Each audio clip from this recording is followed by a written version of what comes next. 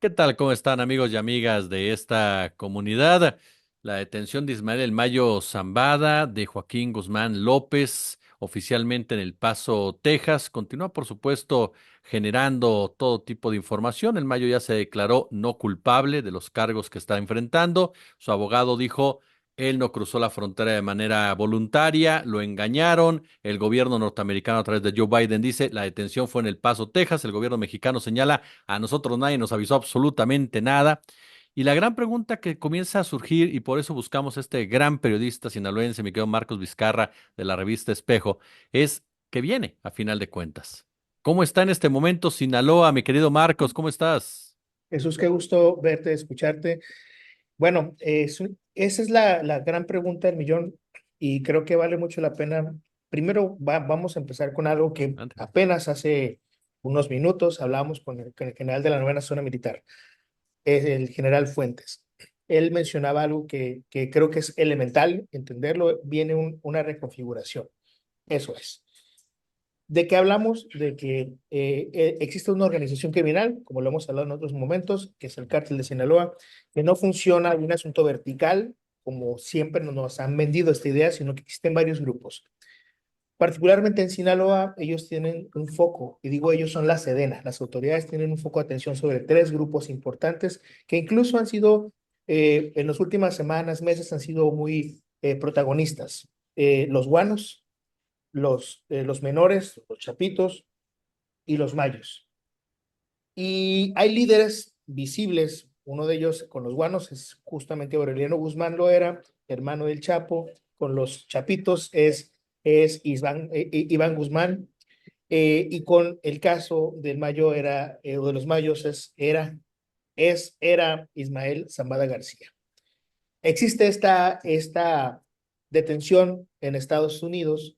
Ciertamente el Mayo declara, como bien lo mencionas, declara que él, primero que no es culpable de los cargos que le están diciendo, que puede decirlo cuando veces quiera, y la segunda, que es creo que muy importante, a mí no, aquí no hay un acuerdo, ¿no? Y esto se da a conocer a través de su abogado, el señor Frank Pérez. El tema aquí es que la Sedena ya visualiza que va a haber un cambio, que va a haber una situación de enroques al interior de los grupos criminales. El general Fuentes mencionaba, el grupo de los Mayos no era solo el Mayo, o sea, hay más personas.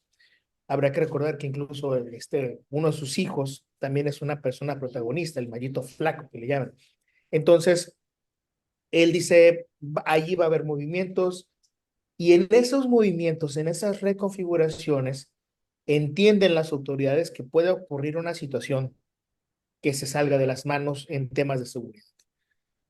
Hoy, 24 horas después de la detención de Ismael Zambada García y de Joaquín Guzmán López, no ha ocurrido algo que podamos nosotros decir, esto tiene una trascendencia fundamental o elemental por la detención del Mayo. Han habido cosas importantes como el asesinato de un político exrector de la Universidad de Sinaloa, Autónoma de Sinaloa, pero no hay una vinculación con el hecho. Han ocurrido algunos detallitos leves, ligeros, que digamos que tristemente están más en lo común que, que en otra cosa, ¿no? Pero ha sido un día que ha transitado de manera muy tranquila, un día leve, salvo una situación. Hoy, de la nada, nos avisan, nos informan que llegan 200 elementos más de las fuerzas especiales de la Secretaría de la Defensa Nacional para vigilar Sinaloa, para instalarse en Sinaloa. Y enseguida ocurre algo que llama la atención, Jesús. Mm, Puedo decirte que habrían pasado años que la Sedena no mandaba a convocar una rueda de prensa.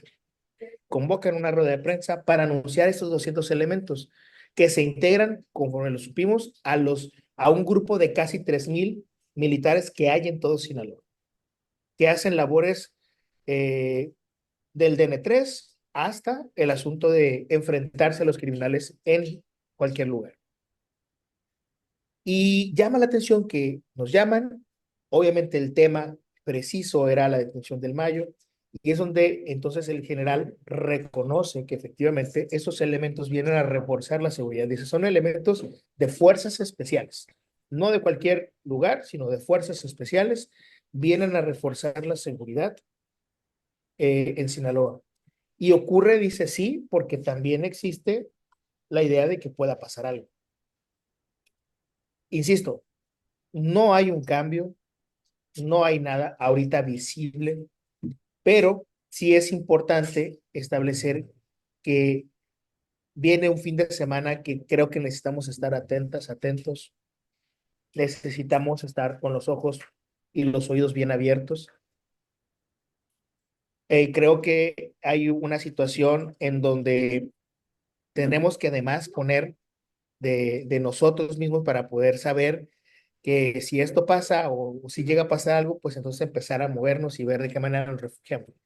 Tristemente, y lo voy a decir así, la experiencia o las malas experiencias que hemos tenido desde 2019 a la fecha, de estos culiacanazos, de estos controles territoriales, no han sido nada sencillos, no han sido nada simples, no nos hemos recuperado, creo yo, ni siquiera del primero, y ya estamos hablando de un tercer jueves negro después de lo que pasó y toda la tensión que ocurría, porque fue en jueves otra vez. Entonces, creo que se ha tornado muy interesante. Me quedo sí con que la Sedena reconoce esto que con los como comenzaba, reconoce que puede haber una reconfiguración, porque de entrada pasa algo que creo que también es importante. Podrá haber mucha especulación, muchísima especulación. Ya sé, en todos lados hay especulación. Incluso el hecho de que el señor Zambada dijera que él no se entregó personalmente, ya te suelta muchísimas cosas, ¿no? Entonces, creo que vienen días muy intensos, muy intensos. El miércoles próximo que hay esta audiencia de Ismael El Mayo Zambada, donde se darán a conocer algunos detalles más. Por lo que hemos visto y por lo que hemos leído, que también habrá expresiones del abogado, el señor Pérez, que podrá seguramente darnos más luz sobre todo esto. Habrá que ver también lo que sucede con los documentos que podemos conseguir del gobierno de Estados Unidos, de las Cortes Federales de Estados Unidos, sobre lo que sucede al momento de la presentación o sucedió al momento de la presentación con Joaquín Guzmán López. Y creo que también hace falta saber a ciencia cierta cuáles fueron los cambios a las medidas cautelares que tiene Ovidio Guzmán López, que también juega un papel elemental en toda esta situación, ¿no? Papel completamente elemental, sobre todo para la población en Sinaloa, que, insisto, nos ha dejado una historia muy amarga en general.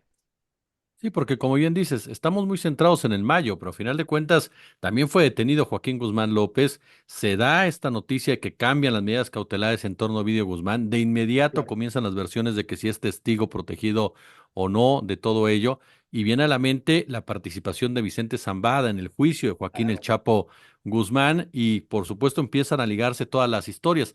Y ahí es yo lo que te preguntaría, querido Marcos.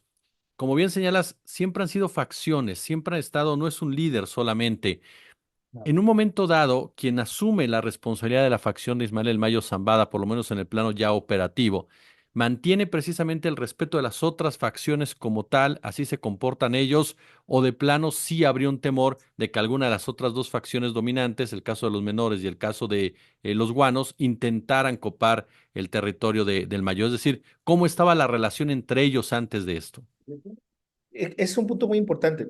Y mira, aquí me voy a ir a algo histórico después de este tocar esto, porque creo que también es bien necesario entenderlo. Primero, en 2017 habrá que recordar que Sinaloa sí vivió un momento histórico violento. A lo mejor para la población general mexicana, internacional, no lo suman como tal, ¿no? Nosotros lo tenemos entendido porque para nosotros no recuerdo exactamente si fue el segundo o el tercer año más violento de la historia de Sinaloa en temas de asesinatos, por lo menos de la historia reciente, en temas de asesinatos, y ese año además hubo muchísimas desapariciones. Hablamos de que fueron más de 1,700 asesinatos y alrededor de 1,000 desapariciones de personas. Entonces hablamos de una situación muy compleja, muy violenta, pero ese año también hubo también masacres, por ejemplo, en rancherías y hubo una confrontación que marcó toda esta historia criminal. Los ninis, y los rusos de las facciones de los chapitos y de los mayos se confrontaron justo para poder dominar un territorio hacia el norte de Culiacán, el área de Tepuche, el área de Bagrecitos, que es un territorio muy hostil, muy fuerte, que por cierto, donde por cierto, mejor dicho, vivía o tenía su casa Ovidio Guzmán López, ¿no? Junto a Tepuche está Jesús María, entonces veamos cómo esta reconfiguración territorial y por qué estos pleitos territoriales. Ahora bien, ese escenario violento de lo que sucedió aquella vez nos dejó muchas historias muy tristes y muy marcadas, porque empezamos a ver cosas demasiado, una violencia exacerbada, que ciertamente ahora quizás se nota más por el uso de redes sociales, pero imaginemos que aquella masacre que ocurrió en Margarecitos fue incluso difundida fue grabada y hubo videos de esa masacre. Hubo más de 200 familias que se desplazaron de esa región y se vinieron a la zona urbana de Culiacán y muchas de ellas todavía no logran regresar a esa zona. Imaginemos que en Bagrecitos es un pueblo muy chiquito y tienen una escuela, entonces en esa escuela imagínate un plantel que todavía a la fecha tiene balas o las marcas de las balas, ¿no? Realmente las confrontaciones que hubo se estabilizaron posteriormente y vimos que de pronto hubo una disminución de la violencia que fue muy importante. Cito este pasaje porque lo que se sabe, lo que se reconoce por datos oficiales de las autoridades es que este pleito termina el día que el ruso, que ha sido señalado como uno de los brazos fuertes del Mayo Zambada, salió y fue desplazado él también, junto con toda esta violencia, ¿no? O junto con todas esas personas por la violencia. Es decir, acabó un pleito, entre comillas lo digo, acabó un pleito a partir de que también hubo esta confrontación violenta. Ahora, te digo, sí es importante tener ese contexto y un contexto extra que hay que recordar que no se nos debe pasar. Y justo lo tengo muy presente porque hemos estado haciendo un trabajo biográfico en Revista Espejo sobre, sobre la guerra, esta guerra contra las drogas de Calderón, la guerra contra el narco. Y habría que recordar, ciertamente, empieza todo esto en 2006, se traslada, en Sinaloa empiezan a notarse situaciones violentas, pero no es sino hasta 2008 cuando ocurre la situación más violenta de todas. ¿Y qué sucede en 2008? Dos cosas. La detención del Mochomo en Culiacán y el asesinato de uno de los hijos del Chapo, hermano, por cierto, Ovidio, y a las afueras de un supermercado. Es a partir justo del 8 de mayo del 2008, cuando la violencia en Sinaloa comienza sus máximos históricos. Y hablamos de que ese año hubo más de 70 policías asesinados, hablamos de que comienzan las desapariciones masivas de personas, hablamos de que empieza ya a mostrarse una violencia fuerte. ¿Y cuál fue la razón? O al menos lo que tenemos de manera, en esta verdad histórica de las autoridades, que dos grupos criminales se pelearon. ¿Cuáles? Los Chapos o el cártel de Sinaloa contra los Beltrán Leiva, que pertenecían al cártel de Sinaloa, ¿no? Entonces, eso es muy interesante, ver esa reconfiguración de lo que sucedió aquella vez por traiciones y que ahora nos estemos enfrentando a un momento histórico que esperemos solamente se quede en que hubo parecidos, por lo menos en las formas, en las maneras, y no en el asunto violento. Entonces, creo, Jesús, que por eso insisto, tenemos que estar muy pendientes de lo que venga en los próximos días. Finalmente, quedo Marco, y aprovechando, por supuesto, tu presencia para esta charla. Hay medios que dicen Ismael El Mayo Zambada ya estaba acabado, ya estaba enfermo, ya estaba de salida literalmente de todo esto y que por eso en un momento dado se puede pensar que buscó una negociación con las agencias de inteligencia norteamericanas. Inteligencia. ¿Realmente el Mayo ya no tenía esa influencia? ¿Cuál era la presencia del llamado Señor del Sombrero en todo este escenario? Híjole, es bien complicado porque yo no entendería entonces, o sea, habría que analizarlo más allá del escritorio. Y, por ejemplo, hay mucha violencia no solo en Sinaloa. ¿no? Incluso Sinaloa no está tan violento como otros estados actualmente. Si volteamos a ver a Zacatecas, eh, allá la misma gente, bueno, mucha gente de grupos criminales se identifica como gente del Señor de Sombrero en Zacatecas. Si volteamos a ver a otros estados, Jalisco, por ejemplo, o volteamos a ver de pronto a Chiapas, también hay esa influencia. Y en el caso particular de Sinaloa, creo que no dimensionar que el señor finalmente, digo, tiene 3 empresas activas, el señor, empresas legales activas, ¿no? Con las que el Departamento del Tesoro ha dicho desde hace muchísimos años que se lava dinero y más. Tiene varios amparos del señor activos que y él, su familia y sus contadores, entre ellos un señor llamado Ramón Florencio López Hernández, que recientemente ganó un amparo para que les controlaran sus cuentas de parte de la UIF. Pensar que un personaje como el señor Zambada no tenga la fortaleza o la fuerza dentro de una organización criminal, yo creo que se va a restar también muchas cosas. O sea, porque además existen otras situaciones. Las organizaciones criminales ya no solamente se dedican al tema de la droga y las armas, sino que hay también una reconfiguración sobre los negocios. Hay minería ilegal que están llevando a cabo, hay temas de tala ilegal que están llevando a cabo, hay extorsiones. En Sinaloa no había extorsiones, Jesús. Desde hace unos años, 3 años para acá, empezó a haber este tema de extorsiones. Y apenas hasta hace unos meses ya existen denuncias oficiales de extorsiones. Estamos hablando de que existe una reconfiguración o un cambio también de la manera de hacer negocios de todos esos grupos criminales. Pensar y quedarnos en la historia de que solamente esta gente produce droga y trafica droga, creo que es quedarnos también en un discurso pasado, un momento histórico pasado, y también dejar en la obsolescencia que esas personas puedan pensar en llevar a cabo otro tipo de negocios. Insisto, el señor Zambada tiene empresas desde los años 70 trabajando. Imagínate esto. Si tú vas a una tienda de autoservicio, tú llegas y puedes comprar leche Santa Mónica, y perdón que me aviente este comercial. La Ajá. leche Santa Mónica es de la familia de los Zambada. Y no lo digo yo, lo dice el gobierno de Estados Unidos y el gobierno mexicano. Y la puedes comprar y están los aparadores. Ya no como antes, porque se han disminuido su producción, pero existe esa leche. Ahora, imaginemos, entonces, si es, yo sí creo, o sea, el señor, tener más de 70 años, claro que cualquier persona ya no debe, los 70 no son igual que los 35 y mucho menos que los 25, ¿no? Entonces, claro que el señor estaba débil, pero también hay que comprender que tampoco era un dios, pero también que era un señor inteligente y que supo llevar a cabo muchos negocios muy importantes, muy interesantes. Ayer me echaba un clavado, a propósito, me echaba un clavado a sus empresas. Una de sus tantas empresas es para la reproducción, conservación y, y explotación del avestruz. Una. Otra empresa es Estancia